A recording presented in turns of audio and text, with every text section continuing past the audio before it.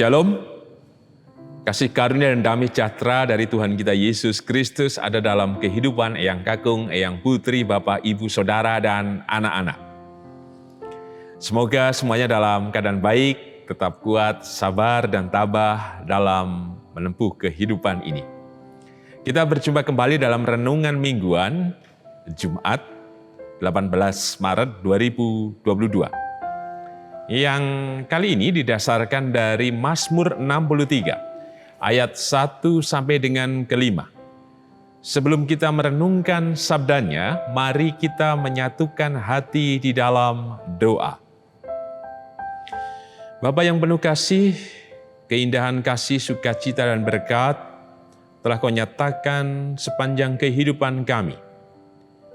Kami berjumpa dan memiliki pengalaman akan Engkau, sehingga kami terus menyandarkan hidup kami pada kekuatan dan kasih-Mu yang hadir, memberikan berkat dan pertolongan.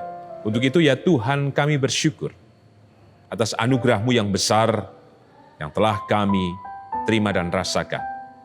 Maka kebenaran firman-Mu yang hendak kami renungkan bersama, kami yakin dan percaya Tuhan, semakin menyegarkan tubuh jiwa roh kami, semakin membuat kami kuat dan terus merayakan kehidupan ini. Mohon ampun ya Tuhan atas setiap dosa dan pelanggaran kami. Kuduskan layakan kami melalui kesempurnaan keselamatan-Mu ya Tuhan Yesus. Berfirmanlah ya Tuhan Yesus, kami siap mendengarkannya, dan di dalam-Mu ya Tuhan Yesus sang sumber kehidupan dan keselamatan. Kami naikkan doa ini dengan syukur dan percaya. Amin. Mazmur 63 ayat 1 sampai dengan ke-5. Demikian sabdanya. Kerinduan kepada Allah. Mazmur Daud ketika ia ada di padang gurun Yehuda. Ya Allah, Engkaulah Allahku, aku mencari Engkau. Jiwaku haus kepadamu, tubuhku rindu kepadamu. Seperti tanah yang kering dan tandus, tiada berair. Demikianlah aku memandang kepadamu di tempat kudus, sambil melihat kekuatan-Mu dan kemuliaan-Mu. Sebab kasih setia-Mu lebih baik daripada hidup, bibirku akan memegahkan Engkau. Demikianlah aku mau memuji Engkau seumur hidupku, dan menaikkan tanganku demi nama-Mu. Berbahagialah kita yang merenungkan sabda Tuhan, dan berbahagialah kita yang percaya. Hosiana. Amin. Eyang Kakung, Eyang Putri, Bapak, Ibu, Saudara, dan anak-anak, tema renungan mingguan Jumat 18 Maret 2022 adalah perjumpaan yang menghidupkan. Tentu saja ada berbagai pengetahuan yang telah kita terima dalam kehidupan persekutuan. Pengetahuan ini berbicara tentang iman yang didasarkan dari teks yang kita terima, itu firman-Nya.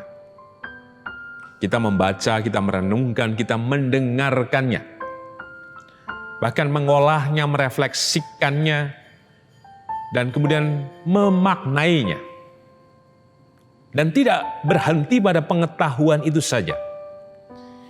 Tentu saja, dalam iman kita, kita berjumpa dengan kebenaran firman yang Ia berikan kepada kita. Tanpa perjumpaan itu tentu saja, kita tidak akan menemukan apa-apa. Justru dalam perjumpaan yang menghidupkan itulah kita bisa melihat, kita bisa merasakan, dan kita bisa menemukan. Seperti firman-Nya, mintalah, carilah, dan ketoklah. Itu bagian dari kita mau berjumpa, di mana Tuhan menyediakan diri juga untuk mau berjumpa dengan kita. Dan dalam perjumpaan itu, akhirnya muncul sebuah pengalaman iman. Sehingga pula kita menjadi yakin bahwa Tuhan itu nyata dan ada. Dan ketika pengalaman itu ada dalam kehidupan kita, maka itu yang kemudian kembali meneguhkan pengetahuan kita yang di awal menjadi pemahaman, sampai kemudian memunculkan tindakan iman kita. Seperti ritus atau ritual ibadah kita. Atau kemudian kita menerapkan apa yang dinyatakan firman kepada kita. Berbagi kepada sesama, menolong, mengampuni, mendoakan, dan segala sesuatu yang Tuhan tujukan dalam kebenarannya. Menarik pula, dalam pemahaman tadi, tentu ada muncul klaim, dogma, dan kemudian juga ada doktrin. Sampai kemudian ada klaim tentang menyebut Yesuslah Tuhan. Yesuslah satu-satunya jalan kebenaran dan hidup. Yesuslah juru selamat. Dan kita menjadi percaya akan itu. Dan bukan hanya sekedar tadi klaim-klaim, doktrin atau dogma. Tetapi juga ada gambar-gambaran kristologi. Menyebut Tuhan Yesus sebagai anak Allah, anak manusia, anak Daud, hamba yang menderita, gembala yang baik, Mesias, dan lain sebagainya. Itu sebuah konstruksi, refleksi. Tadi, perjumpaan dan pengalaman. Sampai kemudian pada pemahaman kita. Dan kemudian kita tahu bahwa ada gambar-gambar tentang Tuhan Yesus. Tuhan yang sedang menggendong domba. Tuhan bersama dengan orang-orang di sekitarnya yang menderita. Tuhan yang menyembuhkan. Tuhan yang sedang mengetok pintu. Dan berbagai gambaran yang menunjukkan seperti klaim yang disebutkan atau dogma atau ajaran atau pemahaman iman tadi. Lalu kemudian kita bisa melihat bahwa gambaran-gambaran inilah yang semakin sesungguhnya menghidupkan apa yang kita pahami.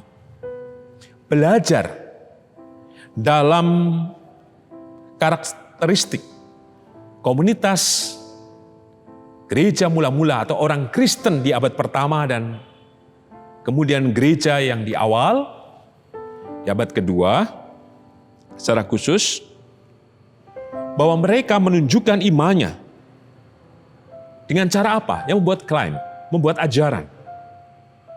Refleksikan dari semua setiap perjumpaan dan pengalaman itu. Yang tadi saya katakan menyebut Yesuslah satu-satunya jalan kebenaran hidup. Yesuslah juru selamat. Karena mereka sadar bahwa ada klaim-klaim yang lain, dari keyakinan yang lain yang ada di sekitar mereka. Maka mereka harus mengokohkan itu sebagai sebuah perjumpaan dengan Tuhan. Dan kemudian mereka mengatakan itu karena mereka menemukan kebenaran itu. Tentu ketika membuat konstruksi teologis ini, pemahaman iman ini, mereka bukan hanya sekedar ngomong, tapi telah berjumpa dengan firman-Nya yang benar-benar nyata. Jika kemudian merunut pada salah satu apa yang disampaikan oleh salah satu teolog, bahwa ada gambaran tentang manusia ilahi yang dikenakan pada Tuhan Yesus. Yang menunjukkan apa? Bahwa Ia menyatakan perbuatannya yang besar, yang ajaib. Dengan belas kasih-Nya yang menyembuhkan mereka. Yang buta, yang tuli, yang kerasukan setan, dan lain sebagainya. Kemudian karakteristik ini juga berbicara tentang apa? Mereka sedang meneguhkan kembali posisi iman mereka. Apalagi dalam status mereka yang minoritas di tengah komunitas Yahudi dan komunitas Romawi. Mau tidak mau identitas dan komitmen total mereka harus tunjukkan. Sehingga mereka membuat tadi gambaran-gambaran itu, membuat klaim atau ajaran, dogma. Supaya apa?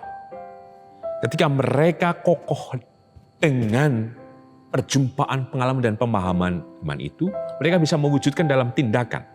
Sehingga apapun yang dihadapi termasuk ejekan, penganiayaan, mereka tetap teguh dalam panggilan iman mereka. Persis pula apa yang disampaikan oleh sang pemazmur. Mazmur 63 ayat 1 sampai dengan ke-5. Kita perhatikan ayat 1 dan kedua.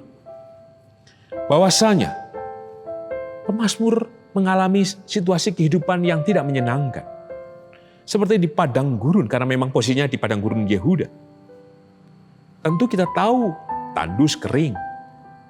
Maka tiada lain ketika ia sudah memiliki pengalaman perjumpaan itu.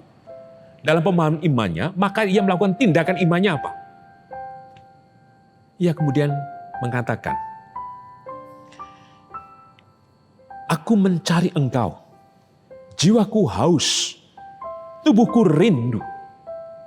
Tentu tanpa pengetahuan, tanpa perjumpaan, tanpa pengalaman dan pemahaman, ia tidak melakukan tindakan itu. Tapi karena ia telah berjumpa, menemukan Tuhan yang hidup, merasakan bagaimana karyanya besar atas segala hal yang terjadi atas hidupnya, maka tiada lain selain ia mencari Tuhan. Dan inilah yang menjadi pesan pertama bagi kita bersama. Bahwasanya kita telah berjumpa, telah memiliki pengalaman, telah memiliki pemahaman, dan kita telah bertindak pula dalam iman kita. Maka teruslah dan rawatlah itu. Pengetahuan yang kita terima melalui firman kebenarannya. Hidupilah itu. Sehingga dalam segala situasi kehidupan yang kita tempuh saat ini dan nanti, kita terus mencari Tuhan. Kita akan terus rindu bahwa satu-satunya yang kita andalkan, bahwa satu-satunya yang bisa menolong kita adalah Tuhan. Maka percayalah itu. Yang kedua yang menjadi pesan kita, yang didasarkan dari ayat ketiga dan keempat. Mari kita perhatikan bersama. Sang pemazmur mengatakan bahwa ia disebutkan memandang kepadamu di tempat kudus sambil melihat kekuatan. Berarti pemahaman imannya mengantarkan dia untuk apa? Melakukan sebuah tindakan, untuk percaya. Percaya yang bagaimana?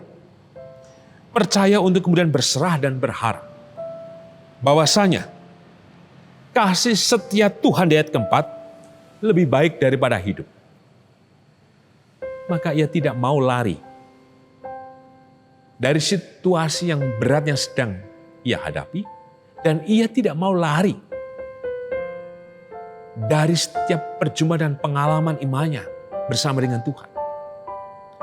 Sehingga ia terus kemudian dalam tindakan imannya mau berjumpa senantiasa dengan Tuhan yang memang layak dan patut diandalkan. Untuk itulah, mari kita bersama terus mengupayakan hidup yang senantiasa. Berikan waktu. Bahkan sekecil apapun kita menyapa Tuhan, kita akan mendapat, kita akan memperoleh, bahkan akan meneguhkan dan menyegarkan tubuh jiwa roh kita. Dan sebagai penutup, kita perhatikan ayat kelima. Demikianlah aku mau memuji Engkau seumur hidupku, dan menaikkan tanganku demi namamu. Memuji dan menaikkan tangan berarti sebuah komitmen, seperti halnya tadi saya katakan, karakteristik jemaat mula-mula di abad pertama dan kedua. Mereka meneguhkan identitas mereka sebagai orang Kristen. Ada klaim-klaim kebenaran yang lain dalam agama yang menyatakan bahwa saya juga benar, saya juga benar. Keyakinan di sekitarnya. Tapi mereka meneguhkan identitas mereka bahwa Yesuslah satu-satunya jalan kebenaran dan juru selamat untuk mereka. Sehingga mereka berkomitmen secara total kepadanya. Maka, seperti halnya di Mazmur 63 ayat kelima ini, panggilan kita adalah menegakkan dalam pujian dan menaikkan tangan sebagai bentuk proses yang terus kita jalani. Kita terus diisi dalam pengetahuan firman-Nya. Kita mau berjumpa dengannya. Dan kita mau meraih setiap pengalaman bersamanya. Dan kita mau kemudian memahaminya dan kemudian melakukan tindakan kehidupan kita berdasar apa yang Tuhan nyatakan di dalam kehidupan kita. Maka itulah perjumpaan yang akan menghidupkan kita, sehingga segala situasi yang kita hadapi, kita akan tetap teguh dalam iman kita. Amin.